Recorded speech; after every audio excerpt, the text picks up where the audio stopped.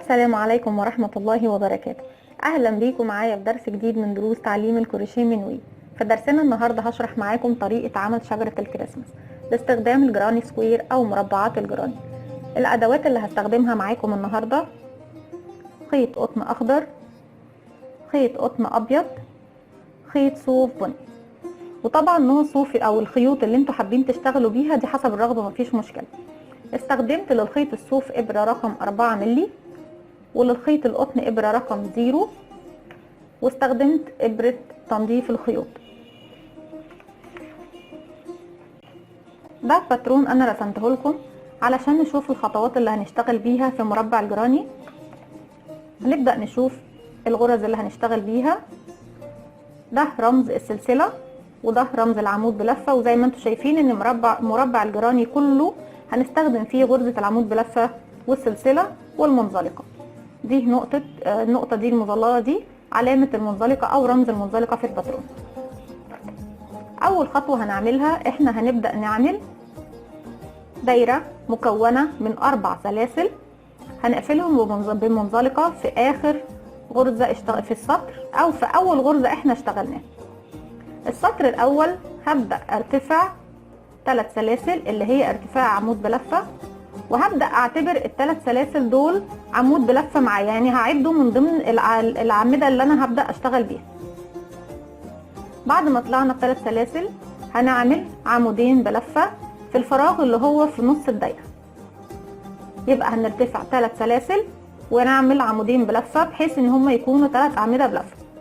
بعد كده هنشتغل 3 سلاسل وبعديهم 3 عمود بلفة، بعد كده 3 سلاسل، بعد كده 3 عمود بلفة، 3 سلاسل، 3 عمود بلفة، وبعد كده 3 سلاسل، وهقفلهم بمنزلقة في ثالث سلسلة انا ارتفعت بيها في السطر الاول. السطر الثاني زي ما انتم شايفين هنبدأ في نهاية السطر الاول، احنا هنا اهو هنرتفع ب4 سلاسل. هقول لكم ليه ارتفعنا ب4 سلاسل، لان احنا هنا مفيش تحت السلاسل اللي هنرتفع بيها، المفروض ان احنا بنشتغل في اول فراغ بيقابلنا. السلاسل اللي هنرتفع بيها اول فراغ هيقابلنا هيكون بعيد عننا جدا، فالمسافة ما بينه وبين ال3 سلاسل لو كنا عملنا 3 سلاسل ارتفاع عمود بلفة هتكون بعيدة عننا جدا، فيبقى هنزود سلسلة بحيث ان احنا نقدر نوصل للفراغ الاول اللي هو جزء من ال4 اطراف او طرف من ال4 اطراف اللي هم خاصين بالمربع. بعد كده هشتغل 3 عمود بلفة في اول فراغ هيقابلني، وكمان 3 سلاسل، وتاني في نفس الفراغ هشتغل 3 عمود بلفة، بعد كده سلسلة، وبعد كده 3 عمود بلفة و3 سلاسل، وتاني في نفس الفراغ 3 عمود بلفة، ونكرر العملية تاني. سلسلة، 3 عمود بلفة، وفي الفراغ دوت هنشتغل كمان تاني 3 سلسلة و3 عمود بلفة. وفوق الأعمدة زي ما انتم شايفين بيكون في سلسلة، يعني احنا اشتغلنا في كل ربع من المربع دوت اشتغلنا 3 عمود بلفة و3 سلسلة و3 عمود بلفة، يعني في كل فراغ دخلنا مرتين. وهقفل بمنزلقة زي ما انتم شايفين، وهرتفع السطر الثالث ب3 سلسلة، لان احنا هنا انتهينا بفراغ، يعني هيكون اول حاجة هنشتغل فيها هيكون عندنا فراغ.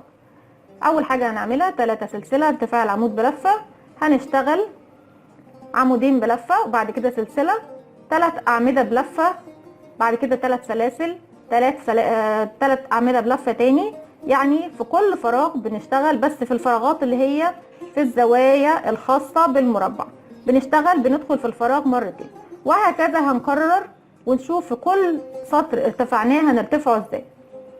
يعني بقى عندنا دلوقتي في الأول سطر زي ما انتم شايفين دي الدايرة السحرية، بعد كده أول سطر كان عندنا فراغ 2 3 4. في السطر اللي بعده بقى عندنا كام فراغ؟ 1 2 3 4 5 6 7 8. في الفراغ اللي بعد منه هنلاقي عندنا 1 2 3 4 5 6 7 8 9 10 11 12. وفي كل سطر هنرتفعه هنبص نلاقي الفراغات معانا زادت، هنتبع نفس الطريقة لغاية ما نخلص 7 أسطر من المربع. هنبدأ نشتغل مع بعض في المربع.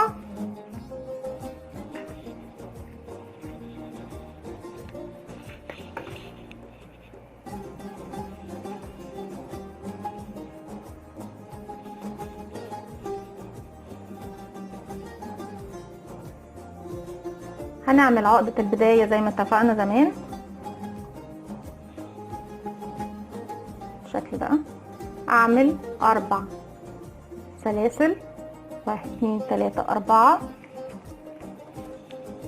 ونقفلهم بمنزلقة في اول سلسلة اشتغلنا فيها زي ما انتم شايفين بالشكل ده. هندخل في الضلع الامامي ونقفل بمنزلقة، ونمسك طرف الخيط دوت دايما معايا ما بسيبوش. هشتغل 3 سلاسل اللي هي ارتفاع العمود بلفة، ونشتغل 2 عمود بلفة، 1 2. كده معانا 3 عمود بلفة اللي هو ارتفاع 3 سلاسل اعتبرناها واحدة، و2 عمود بلفة.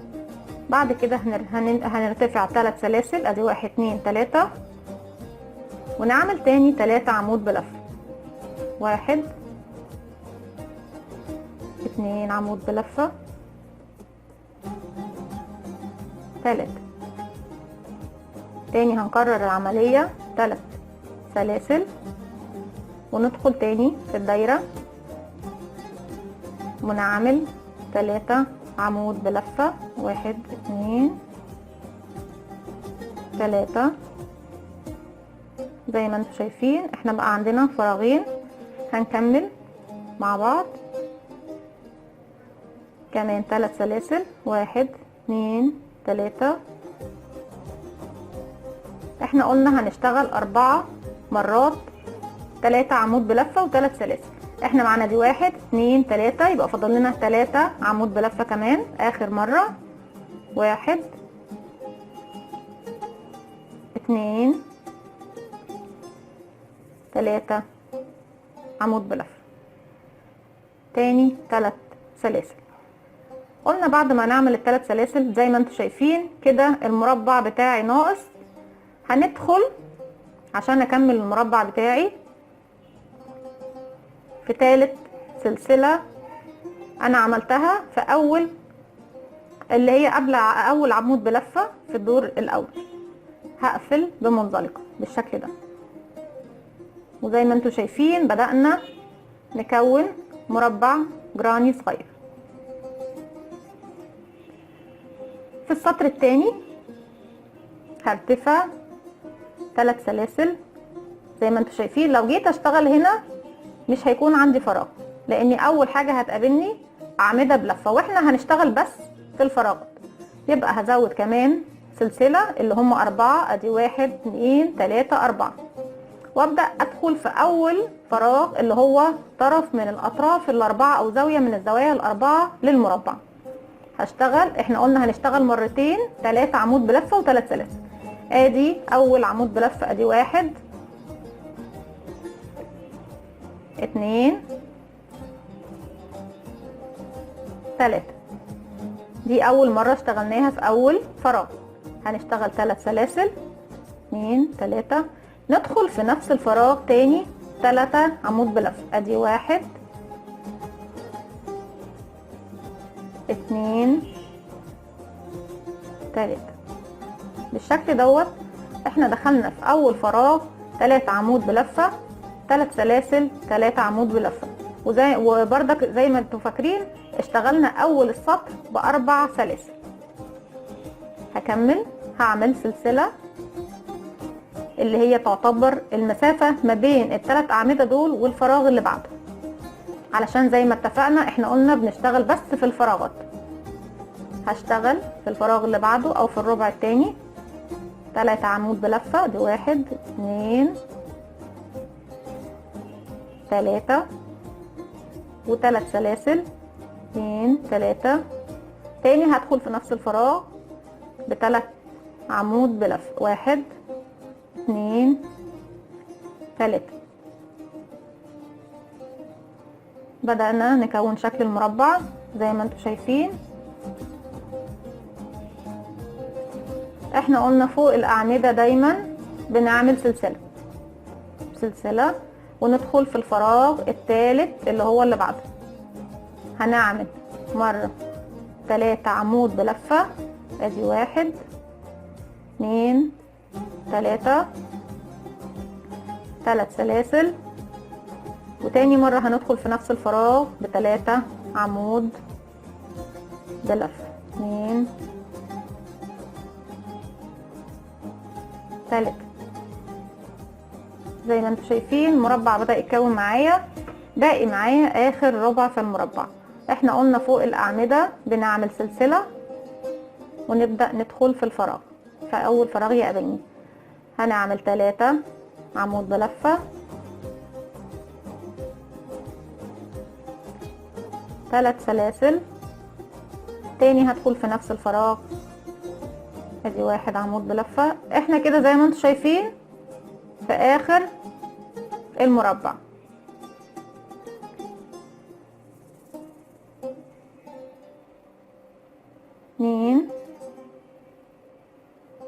انا مش هكمل 3 عمود بلفة لان الارتفاع اللي احنا ارتفعناه دوت هنعتبره هو 3 عمود بلفة معانا. احنا زي ما انتم شايفين لو قفلنا بالشكل دوت هقفل طبعا بمنزلقة في 3 سلسلة. انا في السلسلة الاخيرة اللي انا ارتفعت بيها، او هدخل في الفراغ دوت واعمل منزلقة بالشكل دوت، اخرج بالشكل ده.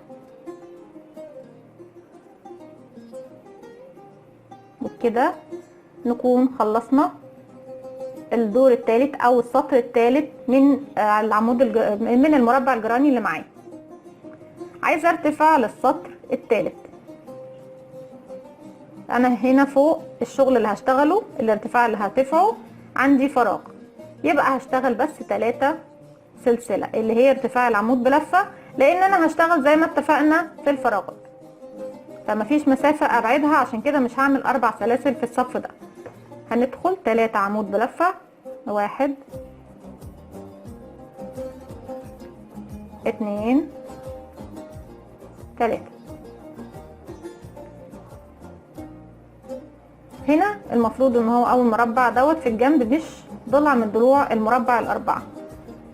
فوق ال3 اعمدة اتفقنا بنعمل سلسلة، وده الطرف الاول من الاربع جوانب للمربع اهو. هشتغل فيه مرتين 3 عمود بلفة و3 سلاسل. ادي 1 2 3 و3 سلاسل، وتاني هندخل في الفراغ دوت اللي هو ضلع من ضلوع المربع. 3 عمود بلفة، وادينا عملنا اول ضلع في السطر الرابع. ايه اللي بيقابلنا بعد كده؟ زي ما انتم شايفين اعمدة، 3 اعمدة، المسافة ما بينها وبين الفراغ اللي بعده نعمل سلسلة ونبدأ ندخل 3 عمود بلفة في الفراغ اللي بعده. الفراغ اللي بعده ده في النص فهنشتغل فيه مرة واحدة، لكن احنا اتفقنا دايما ان الزوايا الاربعة لكل مربع في كل سطر، للمربع في كل سطر سوري، هنشتغل فيها مرتين 3 عمود بلفة و3 سلاسل، بحيث ان هي تدينا الزاوية دي او الكيرف ده. اشتغلنا سلسلة، هنبدأ ندخل في الفراغ اللي بعده ونعمل 3 عمود بلف، ونعمل سلسلة اللي هو المسافة بتاعة ال3 أعمدة دول وما بين الفراغ اللي بعده. في الفراغ التاني اهو، او في الفراغ اللي جاي ده بعد كده، ده الزاوية التانية من المربع اللي معايا، يبقى هنشتغل فيها مرتين. ادي 1 2 3 عمود بلفة ونعمل 3 سلاسل وندخل المرة التانية في نفس الفراغ. ادي 1 2 3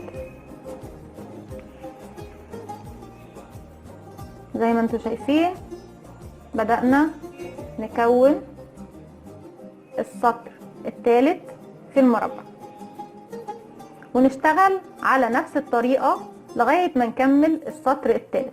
هنا الفراغ اللي في النص هنشتغل فيه مرة واحدة، الفراغ اللي في الزاوية او في الطرف اللي هو يعني جنب من جوانب المربع هنشتغل مرتين.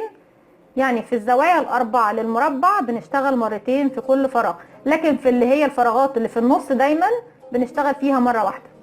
ادي سلسلة، وبعد كده نشتغل 3 عمود بلفة، 2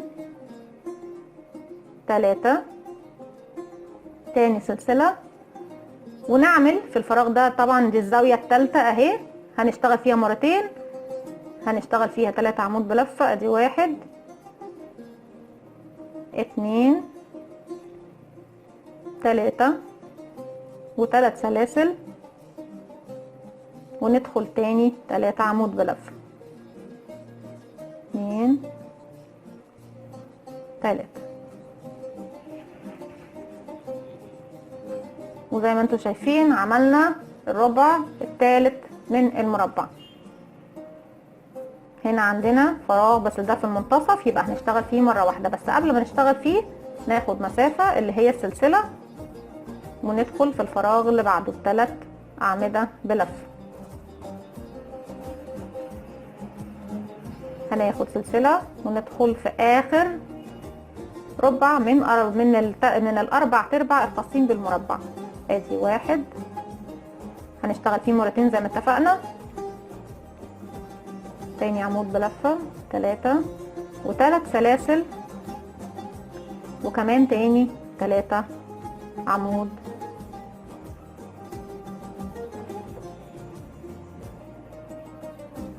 بلفة. نشوف احنا عملنا ايه. هنعمل احنا طبعا دي اول حاجة ارتفعنا بيها. انا مش هشتغل تاني، ما عنديش فراغات تحت، يبقى هعمل سلسلة اللي هي المسافة ما بين ال3 أعمدة اشتغلتها وثالث سلسلة انا ارتفعت بيها. هنعمل سلسلة وبعد كده نقفل بمنزلقة، وبالشكل دوت نكون خلصنا السطر الثالث زي ما انتوا شايفين. نشرح مع بعض تاني. شوف زي الباترون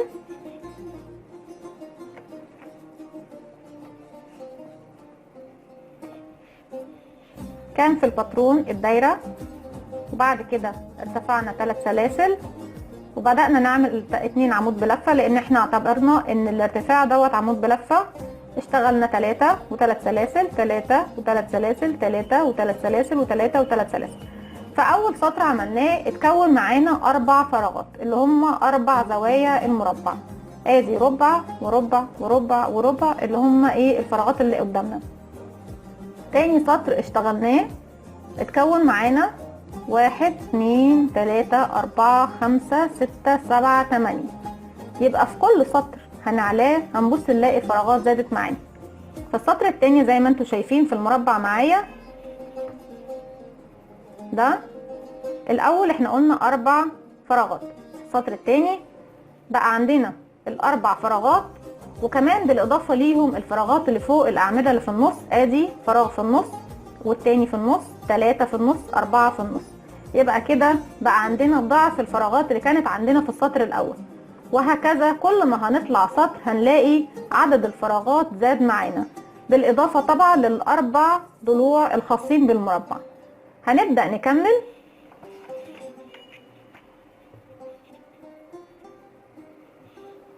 هرتفع دلوقتي نشوف عدد السلاسل اللي هنرتفعها.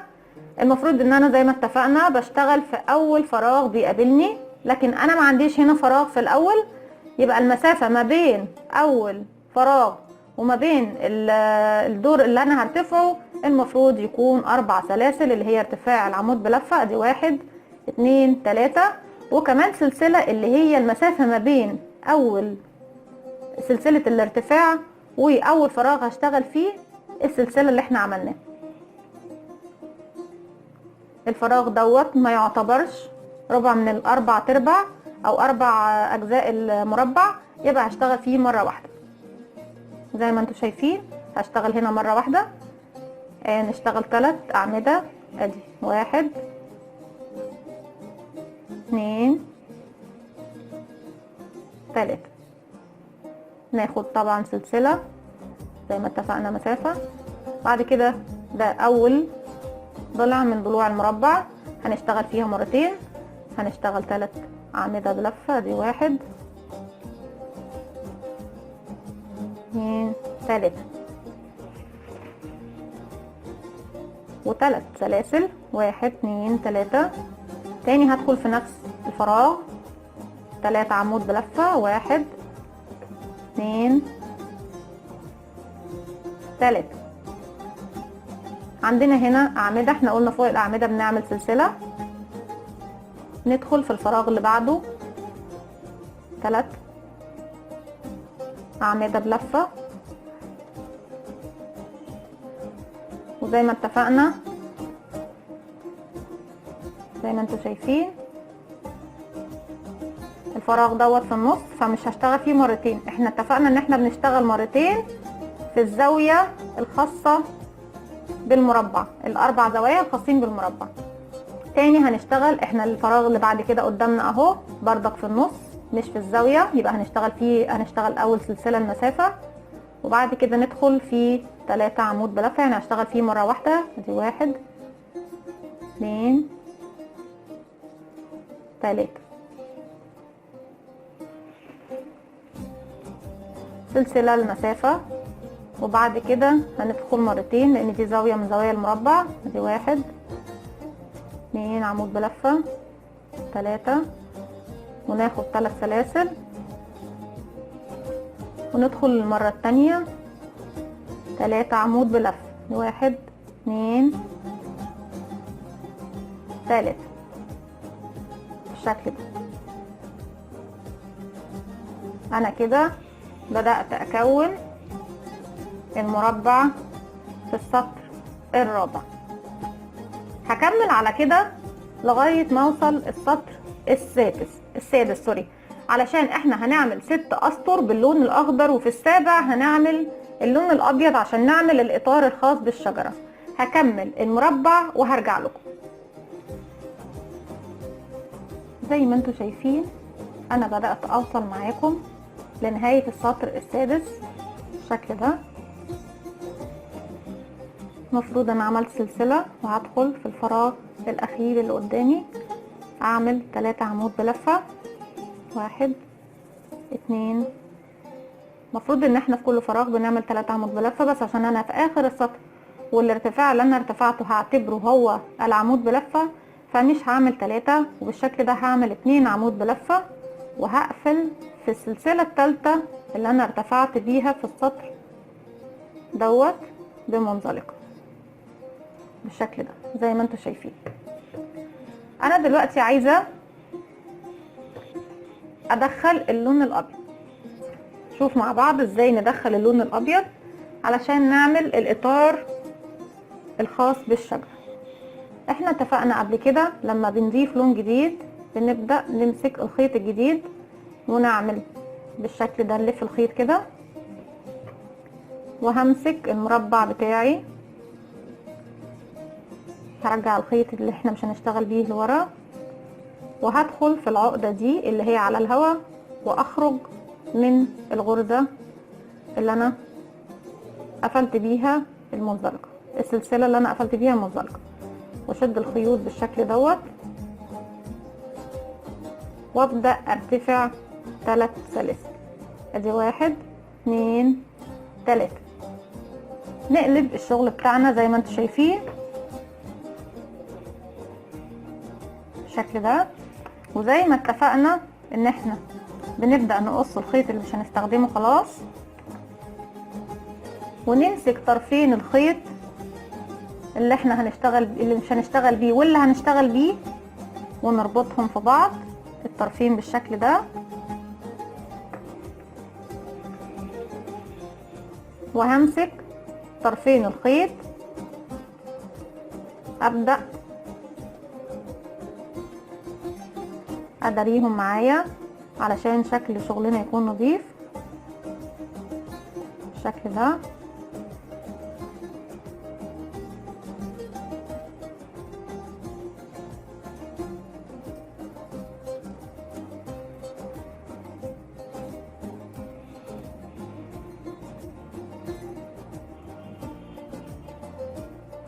ومن الناحية دي تاني هدخل في السلسلة اللي بعدها واشد الخيوط وارجع من الناحية التانية ادخل في السلسلة اللي بعدها واشد الخيوط. ولما ابدا اتاكد ان الخيوط مش هتفلت معايا ومش هتفك هبدا اتخلص منها واقصها بالشكل ده. هبدا اعمل السطر الاخير او الاطار الخاص بالشجر. احنا ارتفعنا 3 سلاسل وهنكمل زي ما عملنا بداية المربع بالظبط، زي ما اشتغلنا في الاسطر اللي فاتت من المربع. هنبدأ ندخل في اول فراغ يقابلنا. احنا اتفقنا ان الفراغات اللي في النص بنشتغل فيها مرة واحدة وبس، الفراغ اللي هو في الزاوية دوت في الاربع زوايا للمربع بنشتغل فيه مرتين و3 سلاسل في نصهم. هبدأ اشتغل 3 اعمدة بلفة، 1 2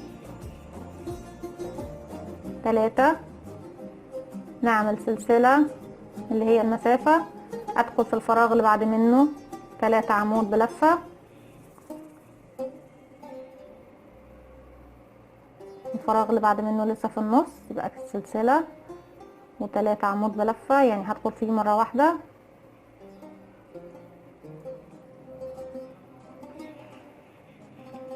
هنا بدأنا نوصل للزاوية، يعني هشتغل فيها مرتين، بس قبل المرتين هعمل سلسلة ادخل في الفراغ مرتين، ادي 1 2 3، ما بينهم 3 سلاسل 1 2 3، والمرة التانية ادي عمود 2 3. زي ما انتم شايفين بدأ السطر يتكون معايا بالشكل دوت، وبدأنا نعمل بقية المربع علشان نكون اطار الشجرة. هكمل السطر وارجع لكم. رجعت لكم تاني، وبكده انا في نهاية السطر السابع للمربع. عايزة ابدأ اقفله، هعمل سلسلة واقفل في اخر سلسلة من ال3 سلاسل اللي انا ارتفعت بيهم بالشكل ده بمنزلقة. هبدأ اقص الخيط وزي ما اتفقنا بنلف الخيط على الابرة ونخرج بالشكل ده. ادير الشغل بتاعي وابدأ ادخل الخيوط ما بين الغرز او السلاسل بالشكل ده. ادخل من ظهر الشغل وبعد كده ارجع اخده من قدام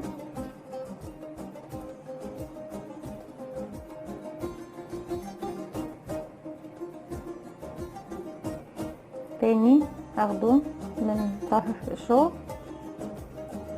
بالشكل ده وارجع اخده السلسلة اللي بعدها من قدامه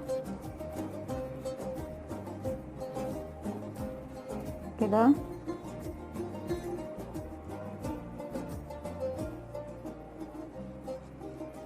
تاني هرجع واخده بقى الناحية دي من هنا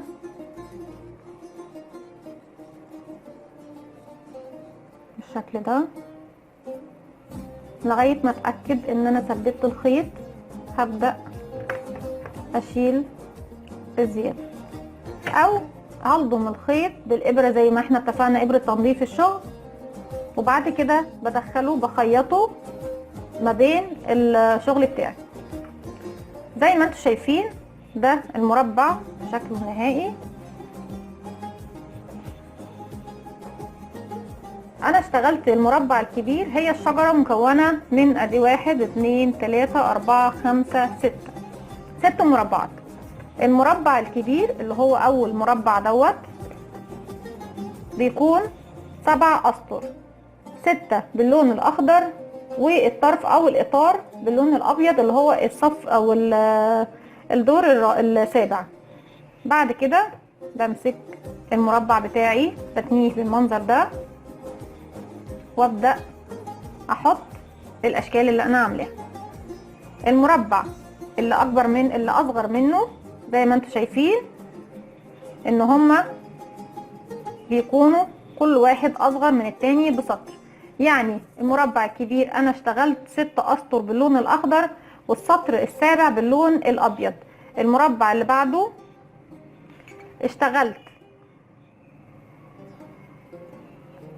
5 اسطر باللون الاخضر والسطر السادس اشتغلته بالابيض، وهكذا في كل سطر بقلل واحد لغاية ما هوصل لاخر مربع. مع العدد هتلاقوا ان احنا هنشتغل بس سطر واحد باللون الاخضر والسطر التاني باللون الابيض زي ما انتم شايفين. هبدأ بس ارصص قدامكم المربعات. ده اكبر واحد وده اللي بعده بالشكل ده،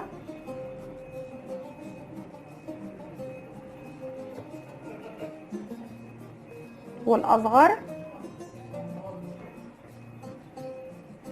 فالاصغر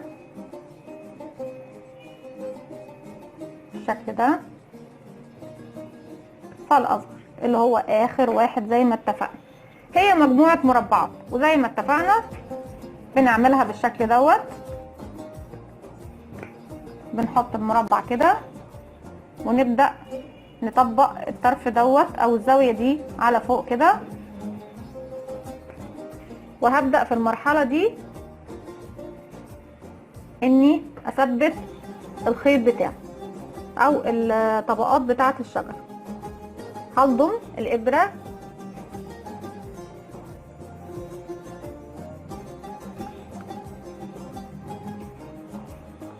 زي ما انتم شايفين، بضم الابرة وهبدأ اثبت مربعات الشجر.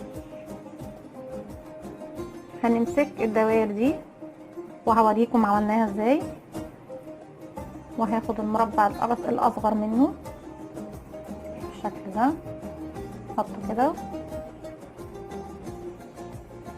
همسك اطراف الشغل زي ما انتم شايفين كده، اظبط بس زوايا الشجرة بتاعتي وهبدأ اثبت اخيط اطراف الشجر بالشكل ده.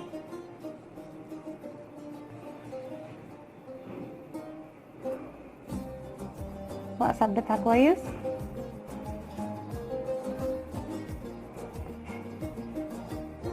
كل اللي انا بعمله اني بس بثبت اطراف الشجرة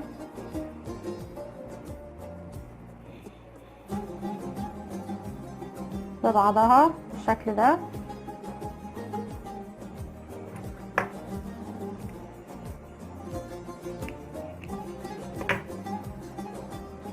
وهنا بجيب الدايرة اللي احنا عاملينها وببدأ اثبتها من تحت الشغل بالشكل ده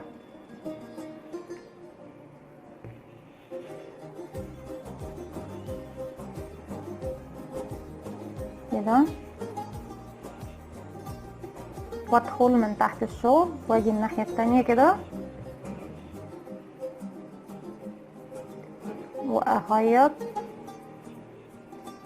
الدايرة بالشكل ده في طرف الشجرة من الناحية التانية. ادخل من تحت الشغل واخد زي ما انتم شايفين لما برفع انا بدخل الابرة بتاعتي كده وباخد بوصل لغاية ما اوصل الطرف التاني كده. بدأنا نثبت في الطرف ده بالشكل ده.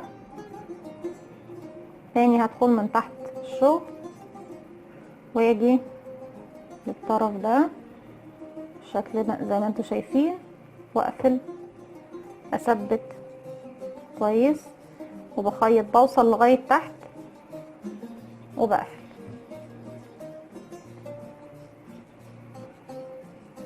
اشد الخيط بتاعتي كويس كده بالشكل ده. يبقى احنا كده بنثبت الطرفين وبنثبت الدايره اللي احنا عاملينها، وهكذا هنكمل. طبعا هنظبط بقيه الشجره بتاعتنا، وهبدا اخيط بقيه الزينه الخاصه بالشجره بالشكل ده زي ما انتم شايفين الشجره بتاعتنا. تاني اللي بعده لغايه ما بوصل زي ما انتم شايفين لاخر صف معايا في الشجره بالشكل ده.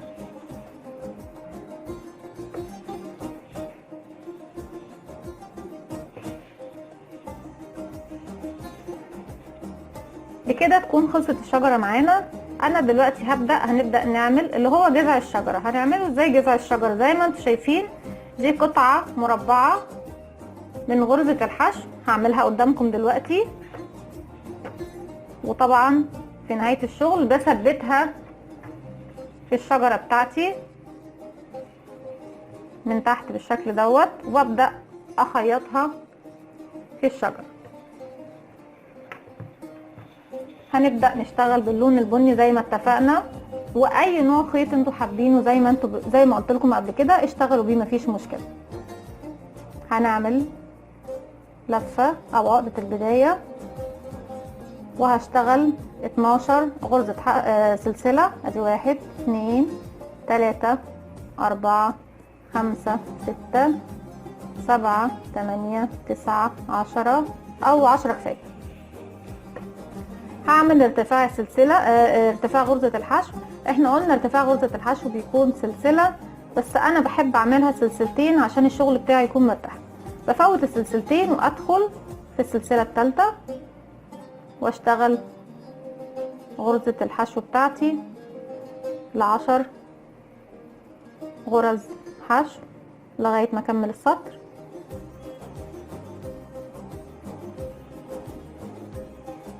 وزي ما قلنا يا جماعه ان ارتفاع غرزه الحشو بيكون سلسله واحده، بس انا بحب اعملها سلسلتين عشان الشغل يكون مرتاح معايا وشكله حلو، يعني دي حاجه شخصيه.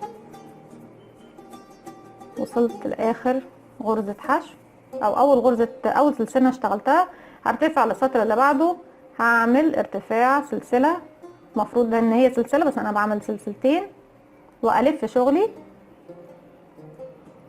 اشتغل اول غرزة حشو هتقابلني اللي هي كانت اخر واحدة في السطر اللي قبله، واكمل لحد اخر السطر. هشتغل كده 4 اسطر وهرجع لكم. رجعت لكم تاني، وبكده انا خلصت ال4 اسطر من غرزة الحشو في 10 سلاسل، يعني اشتغلنا 10 غرزة حشو 4 اسطر. ببدأ بعد كده اقص الخيط بتاعي طبعا واقفل الشغل، واشتغل بإبرة التنظيف طبعا، وبثبت الخيط بتاعي او الشغل بتاعي في الشجرة. هنعمل دلوقتي الدايرة اللي هي شكل الزراير، والخيط ده طبعا سمكته ارفع شويه من اللي انا اشتغلت بيه الجذع بتاع الشجره. هستخدم له ابره مقاس 3 مللي. هنعمل عقده البدايه وهشتغل 4 سلاسل. ادي 1 2 3 4، وهقفل في اول سلسله انا اشتغلتها في الضلع الامامي بالشكل ده. اجيب السلسله كده واقفل بمنزلقه بالشكل ده. همسك طرف الخيط زي ما اتفقنا، دايما اخليه معايا تحت الشغل. هرتفع 3 سلاسل واشتغل 12 عمود بلف. ادي 1 واثبت الخيط 2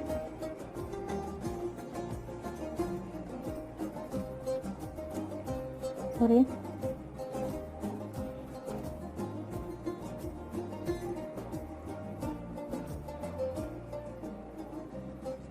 3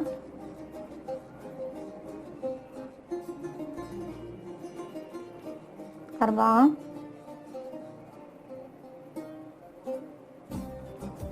5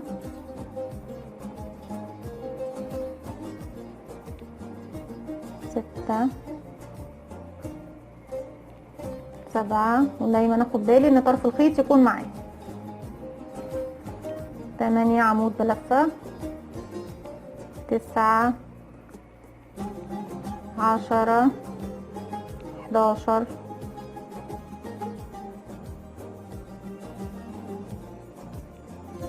12 بالشكل ده. زي ما انتم شايفين طرف الخيط اختفى معايا. هبدأ اقفل بمنزلقة في اول سلسلة ارتفاع انا عملتها او في ثالث سلسلة ارتفاع انا عملتها بالشكل ده، وبعد كده بقص الخيط وبقفل. طبعا بشطب الدايرة بتاعتي زي ما شفتوا قبل كده. ودي شجرة الكريسماس بتاعتنا بشكلها النهائي. يا رب تكون عجبتكم وكل سنة وانتم طيبين. لو عندكم اي تعليقات او استفسارات اكتبوها لي. يا رب اكون النهاردة افدتكم في شرحي. استنوني في درس جديد من وي.